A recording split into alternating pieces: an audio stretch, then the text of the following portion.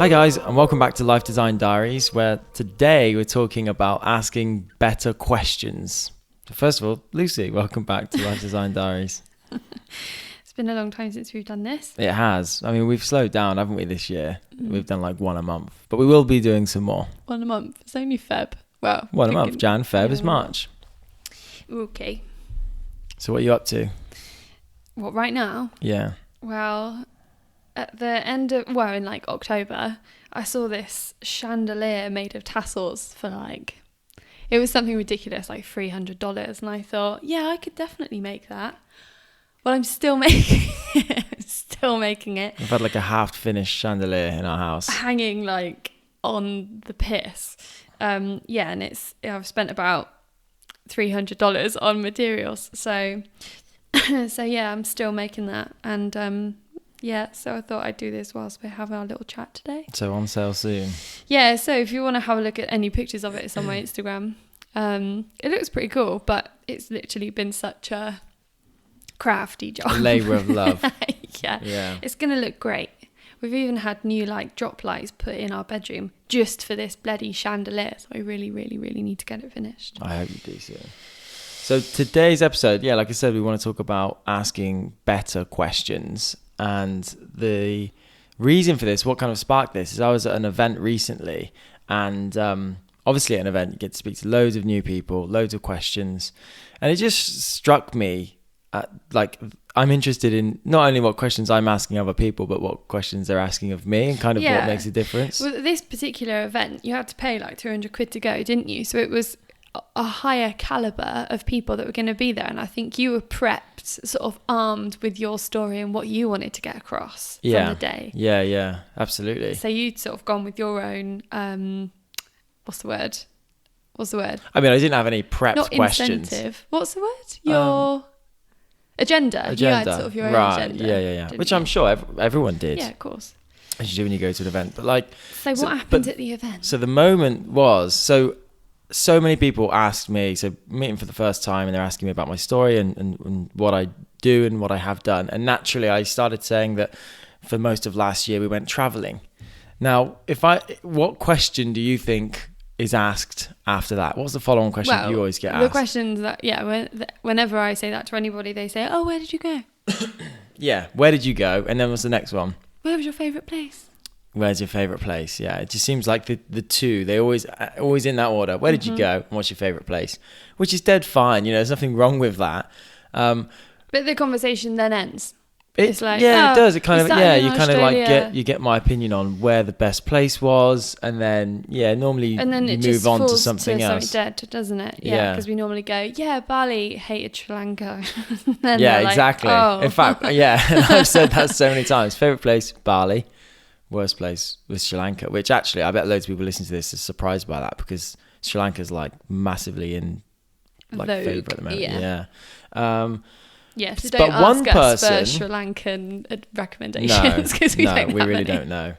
But one person said to me, so she said, I told her that I've just been travelling, and she said, what did you learn? And it was absolutely stumped me. And I thought, what an amazing question.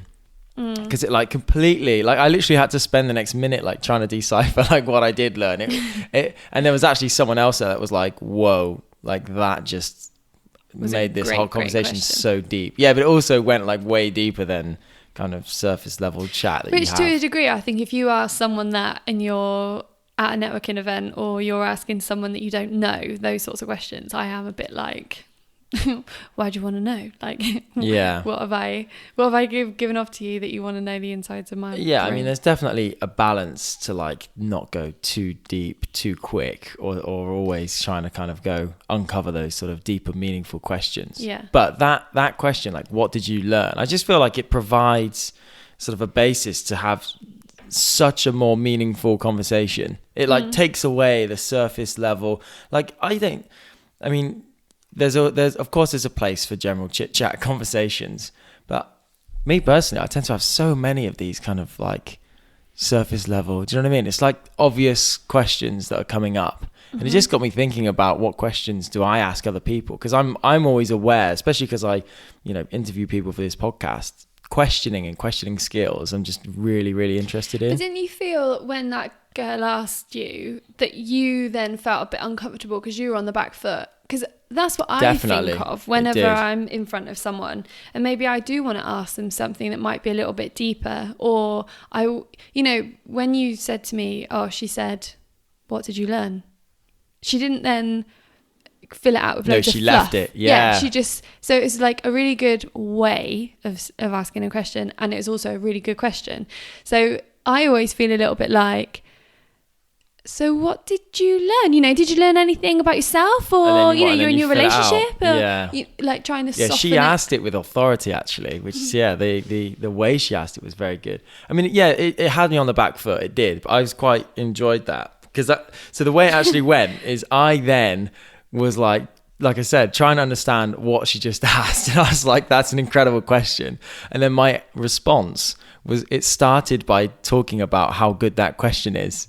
And then her and this other guy was like, okay, now answer the actual question. Do you know what I mean? So I actually did spend like 10 seconds filling time trying to answer it. But that's just because I really appreciate the question. I can imagine you went bright red as well. No, not at all. I not bet at all. You did, you liar. No, I didn't at all. So what did I...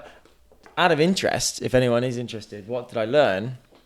I talked about, we talked about on a podcast before, about if the digital nomad life. I said that if you want to be a digital nomad, freelance and travel the world, like that's definitely possible. And I think we've learned that. However, if you want to really make a dent and either travel really, really well or get somewhere in your career, then it's very, very hard, challenging to mix both at the same time. Why? So that was my biggest... Why is it, Ross? Well, because you're not fully working and you're not fully traveling. Like you can't focus. I think I've learned that you need to focus to make progress in any area of your life, really. And so the digital nomad thing is kind of like a dream lifestyle. If you want to be a copywriter or like a freelance marketer or something that you can do 4 hours a day and then go to the beach for the other 4, like you can do that, but you're not gonna cream it. Yeah. Unless you're drop shipping. Of course, there are people that are like e-commerce, like, we all see these stories, whether they're real or not, I don't know. Yeah, I guess what we were trying to do is grow little businesses that were more... Yeah. So that's what I said. That's what I said I learned. But coming back to it. What else did you learn? That's rubbish thing So to the learn. other thing I learned was like cultures. And I talked about like Buddhism in Bali and how like just learning about religions and different cultures kind of, I've taken on some elements of that. Whereas previously I was very naive to different, how other people lived, which is one of the main purposes of actually going, wasn't it, really? Yeah. So yeah, that's what I learned. All right. But what did you learn about anything else? No, these are bad questions. This is how not to ask questions. But interestingly, so what did you learn about yourself? As I've looked into, well, that is what I learned about myself. No, that's not. I don't think that's like shell things that you learn. What did you learn about you as a human being? Right. Okay. Yeah. I'm not going to answer these. Why? We'll do a separate podcast about that. Yeah. Oh, I'm teasing you. Well, you're just testing. But as so asking different questions and seeing different responses is something which I'm quite passionate about. And I do try to ask different questions. And I feel like it has actually got to the point, I remember speaking recently with you, where I almost took it too far. And like, as you said about getting deep with people, I found myself having like these real deep conversations with like many, many people. And I thought, man, I'm getting like bogged down here. Yeah, didn't you go on a stag do and just spend the whole weekend chatting with people about life rather than getting smashed? Yeah. Well, I suppose that's a part of, setting the world to rights is kind of part of it, drinking as well sometimes. Yeah, okay. But yeah, I naturally do. And I think it is because I ask those questions. And I think what sits behind asking questions is actually first and foremost genuinely taking an interest. Yeah. Like there's being really interested in what someone's saying back to you. Yeah, and not having that classic example when someone's talking and you're trying to think of what you then need to next say. Yeah, or like looking around the room, or like being on your phone. Like being present. Yeah. Because, equally, sometimes at this event just using this event as a recent example, but it happens all the time. When you're talking to someone, it's so frustrating when they ask you a question, you answer it, and you know they're not listening to what you're saying because they're just not even in the room. They could be on their phone, or they could just be looking around, or just doing something different. And you know that they're not actually taking an interest. Yeah. And so, immediately you're thinking, why? You kind of almost wanted to stop the conversation, aren't you? Yeah. I mean, I'm busy making these. I am listening to you, though. This actually is probably not a good task to do whilst we're talking about. Yeah, what did I just say as you're making the chandelier? Yeah, sorry about that, but, But as we briefly talked about this before, I want to ask you, because you made a point about, like, do you want to even get to that level with people? Well, I mean, it depends who you are, isn't it? And who you're talking to. I think if someone... it's circumstance as well. Like, I went for a few drinks the other night with some girls. So I was making new friends. Yeah.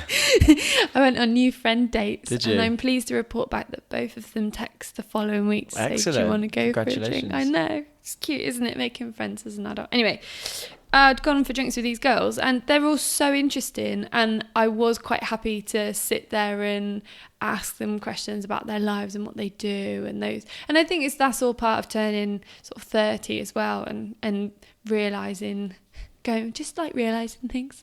So what have you realised? Kardashian quote that. What have you realised at 30? Well, no, like you get to 30 and you're like, oh, right, things are bigger than going out at the weekend or your career, or, I think you come to a bit of a crossroads, don't you, with what you actually enjoy. I think it's easier to say no to things and just like focus on where you're settling in your direction. I mean, not like 100%, but I think you start to form yourself better because you know yourself a little bit more.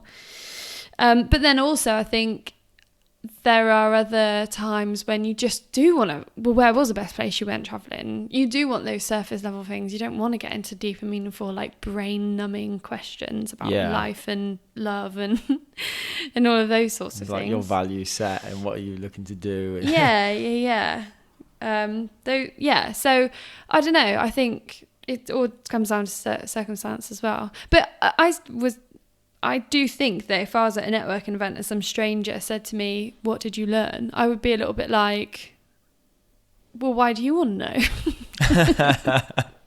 Who's asking? Who's asking? Yeah. Well, I don't know. Like, I would find it quite difficult to be so open, I think, with a complete stranger with something that's like that sort of deep question. Yeah. And I also wouldn't have the bollocks to ask someone because I don't like making people feel uncomfortable. Yeah, it is about finding that balance, and you can only like judge it based on the situation. Maybe like you say. Maybe you looked like I looked like a guy hippie, that wanted to. Yeah, a hippie now. I wanted to share my experiences. What had you said to her before that? Not much, to be fair. It was quite cold. It was just like it was, just general chit chat about who she was and what she did, and then got to my story. She punched you in the stomach with the killer question. Yeah. It was quite early, actually, because I would say, were you drunk? as a rule of thumb, we had a few beers by then. I would say, as a rule of thumb, like as you've kind of got into some level of conversation, that's when you can sort of start asking these questions. But I do like thinking about it, and I do like trying out different questions because.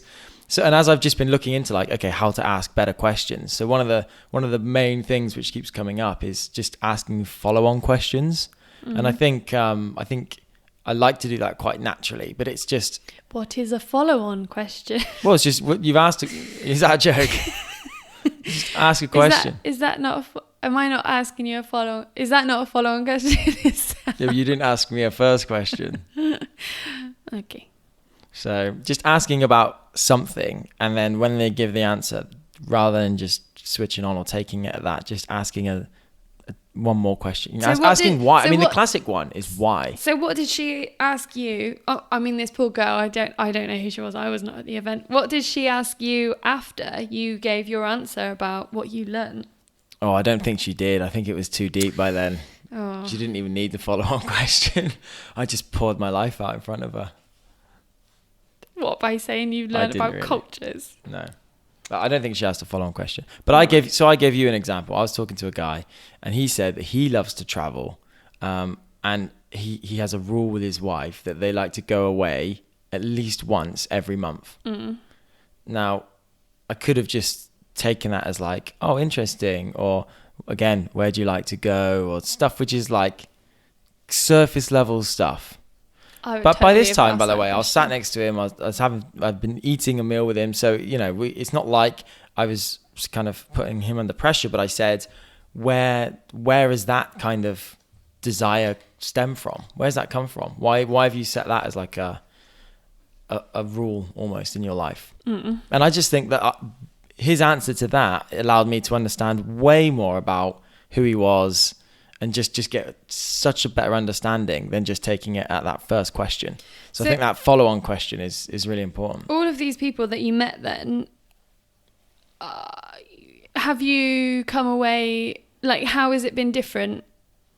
Yeah, definitely. I definitely think the people that you get into those kind of conversations with, when you ask better questions, I think you develop a better relationship with. So have you come away from that networking event with better relationships from people? Yeah, 100%. Yeah.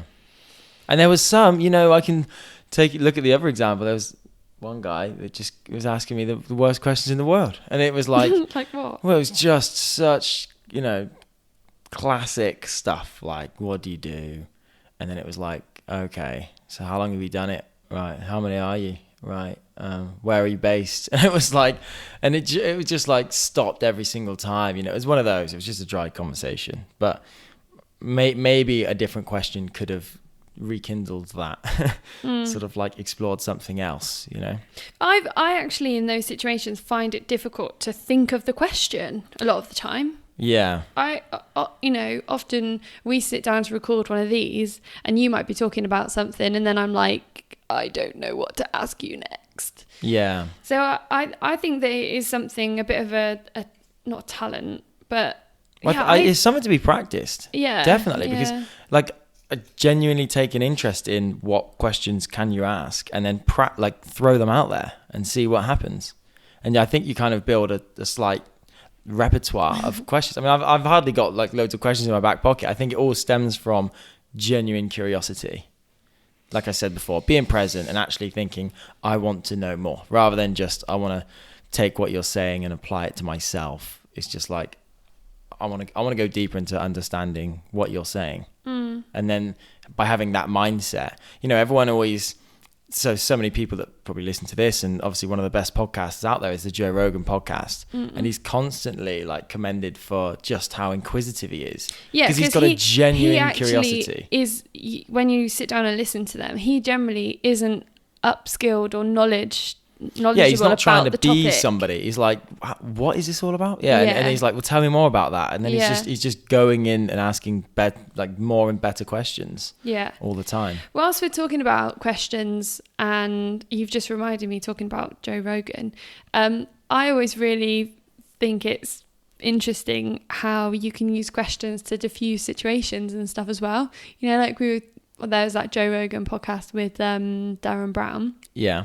And he talks about how you can just totally diffuse a situation like a fight or... Oh, yeah. And there was such a... Before we even listened to the podcast, there was a situation where we were having a barbecue in Manchester and this gang of kids, they were kids, but they were terrifying, came running over to us having this little picnic barbecue, and we thought they were going to kick the barbecue in our face and stuff. They were awful. They were like spitting on people as they were running past, and they were proper kicking off, weren't they? And I can't remember what you said to them. Something like, so what have you done today then, lads? Instead of like, I was ready to like, I forgot I did that actually. I was ready to phone the police. And they were like, oh, nothing, we've just been kicking about. And you just totally... It was through questions, wasn't it, actually? Leveled with them, yeah. So where are you off to now? And they were like, oh, we're going to go and shout at some prozzies. That's what they actually said, wasn't it? Yeah, and then they went down to where the train station is. Yeah. But yeah. I totally forgot about that. But yeah, that's a great example. Yeah, because looping back round to Darren Brown, he was saying about if you're in the middle of a fight and you say to them something like, how high is the fence in your garden? It confuses the person so much, and you naturally answer a question, don't you? Yeah, he was talking about like breaking a pattern within their minds. Yeah. They're so like emotional and aggressive that I think his example was something like, the wall in my back garden is not 7 foot, but it is in Spain. Yeah. Or something like that. Really and someone random. was literally like, what did you just say? And, Yeah. that actually sort of diffused the situation. Yeah. Yeah. That's quite interesting. Using questions to get what you want. They can be powerful, because once you say it, and it, like you said about how you say it as well, like this lady that asked me that question about what did I learn, like, because she said it and left that pause, that was actually really, really powerful as well, because if you filled it, it would have lost its strength. When I went and met Steve at Social Chain for the first time, I went into sell to him, and my question about how important is recruitment to you got me the job opportunity at Social Chain. Oh, really? Do you remember? I remember coming back and telling you. Yeah, so yeah, it's interesting how questions can lead you to where you want to be, really. Very interesting. Definitely. So what was the name of the girl that came over and asked you the question? Victoria. And what does she do? She's a photographer. Great photographer. Yeah. So I guess we should thank her for the inspiration of today's Yes. podcast. And if you notice Ross ogling you and asking really bizarre questions, you'll know he's just trying to find out more information about you. Just to finish, if I would never ask, if you're an animal, what would you be? That's the worst question. What would you be? Someone once previously said to me they'd be a kangaroo. Why? Because I got a spring in my step, Oh my and I've got a God. pouch which can support people along their way. But someone actually said that to you. Well, we were just discussing the answer to that question, but it's such a bad question. Such a bad answer. Anyway, if anyone's listening, they've got some great questions they like to ask, like whether they're sort of cookie cutter questions or whatever, then send them in. Well, how can I get in touch with us on Instagram? Instagram or our website. Send them in because I obviously need them.